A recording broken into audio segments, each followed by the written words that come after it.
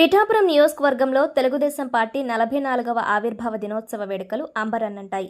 నియోజకవర్గ వ్యాప్తంగా పసుపు జెండాలు రెపరెపలాడగా కార్యకర్తల కోలాహలంతో పండుగ వాతావరణం నెలకొంది.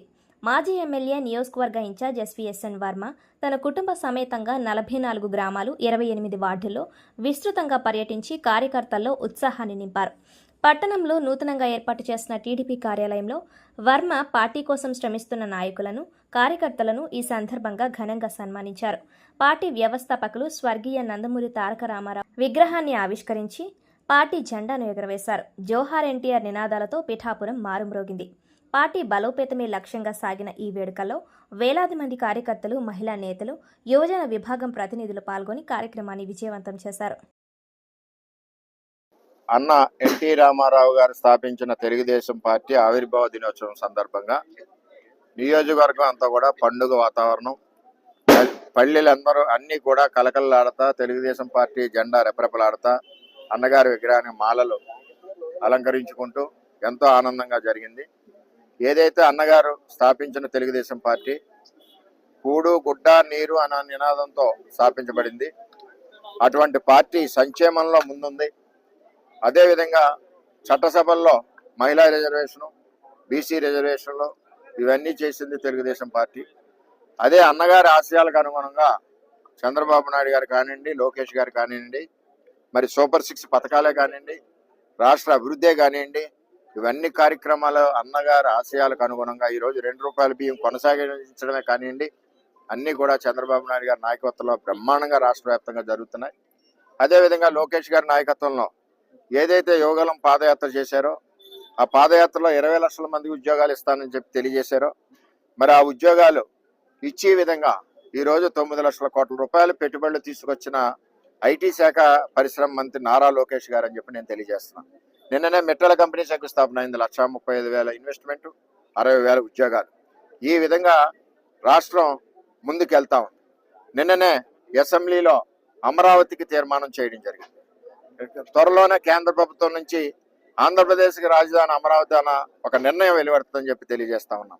ఈరోజు అమరావతి రావడానికి ఆ రోజు చంద్రబాబు నాయుడు మీద నమ్మకంతో 50,000 ఎకరాలు మరి రైతులు ఇవ్వడం, రాష్ట్రం ఆ పరిస్థితుల్లో ఉన్నప్పుడు ఒక వ్యక్తి మీద నమ్మకంతో, చంద్రబాబు మీద నమ్మకంతో మరి అంత భూమి ఇచ్చి మరి వ్యక్తులందరికీ కూడా ఈరోజు రాజధానిని నిలబెట్టవలసిన అవసరం ఉందని చెప్పి చంద్రబాబు నాయుడు గారు అసెంబ్లీలో తీర్మానం చేసి అమరావతి రాజధాని ఆంధ్రప్రదేశ్కి అన్న నినాదంతో మరి తీర్మానం చేసి పంపించడం జరిగిందని చెప్పి నేను తెలియజేస్తున్నాను. ఇదే కాకుండా కూటమి ప్రభుత్వం ఈరోజు చంద్రబాబు నాయుడు గారు అవనండి, పవన్ కళ్యాణ్ గారు అవనండి, నారా లోకేష్ గారు అవనండి, నరేంద్ర మోడీ గారు అవనండి, అందరూ కూడా కూటమిలో కలిసికట్టుగా ఈ రాష్ట్ర అభివృద్ధికి, సంక్షేమానికి ఒక చక్రంగా, అభివృద్ధి ఒక చక్రంగా ఈ రాష్ట్రాన్ని అభివృద్ధి పదంలో తీసుకెళ్తా ఉన్నారు.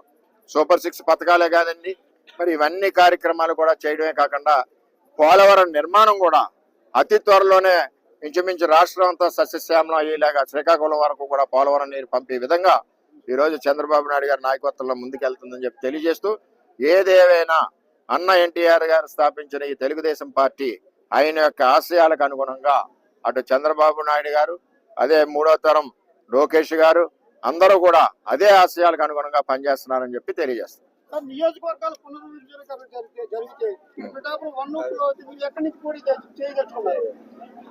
నియోజకవర్గాలు పునర్విభజన జరగనండి, ఇంకోటి జరగనండి, జరగకపోవనండి, పక్క పెట్టండి. వర్మ గారు ఎప్పుడు కూడా 23 సంవత్సరాల నుంచి చంద్రబాబు నాయుడు గారు ఎలాగ ప్రయాణం చేయమంటే అలా చేశారు. లోకేష్ గారు ఎలా ప్రయాణం చేయమంటే అలా చేశాం. పార్టీ నిర్ణయించే విధంగా వర్మ పనిచేస్తాడు. నాకు పదవున్నా లేకపోయినా ప్రజల కష్టాల్లో నిరంతరం వర్మ ఉంటాడు. పార్టీ ఇచ్చిన విధి విధానాలతో వర్మకు ముందడుగు వేస్తాడని చెప్పి తెలియజేస్తాను.